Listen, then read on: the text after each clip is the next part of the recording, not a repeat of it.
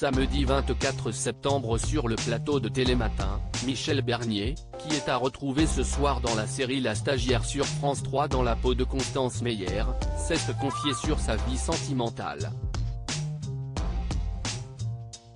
Alors qu'elle était venue faire la promotion de la pièce de Laurent Ruquier Je préfère qu'on reste ensemble, dans laquelle elle incarne le rôle principal avec Olivier Sitruk, des chansons lancées en fond illustraient l'état d'esprit des personnages de cette pièce, de quoi lui rappeler des souvenirs.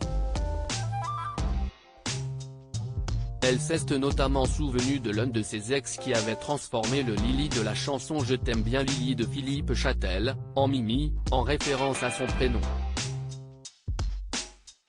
Mais en écoutant Are You Lonesome Tonight, tube planétaire d'Elvis Presley, une anecdote beaucoup moins gaie, toujours en rapport à cet ancien amoureux, lui est soudainement venue à l'esprit.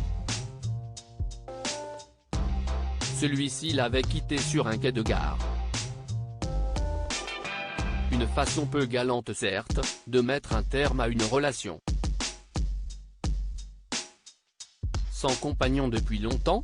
Mais si l'actrice de 66 ans s'en est immédiatement rappelée, s'y est notamment grâce à la chanson d'Elvis Presley jouée en fond qui accompagnait son anecdote. Car ce 16 août 1977, dans cette fameuse gare où elle s'est vue se faire larguer par son ex, se trouvait un journal qui affichait la mort d'Elvis. Double peine donc pour elle, entre la disparition d'une icône du rock et cette séparation amoureuse brutale. Quoi qu'il en soit, cet ex n'est pas Bruno Gaccio, le père de ses enfants Charlotte et Enzo, puisqu'ils s'étaient mis en couple en 1982, soit 5 ans après cette fameuse anecdote de la gare. Mais il se trouve que son couple avec Bruno Gaccio n'aura lui aussi pas tenu puisqu'ils se sont séparés en 1997, une rupture qui s'était déroulée pendant la deuxième grossesse de la comédienne.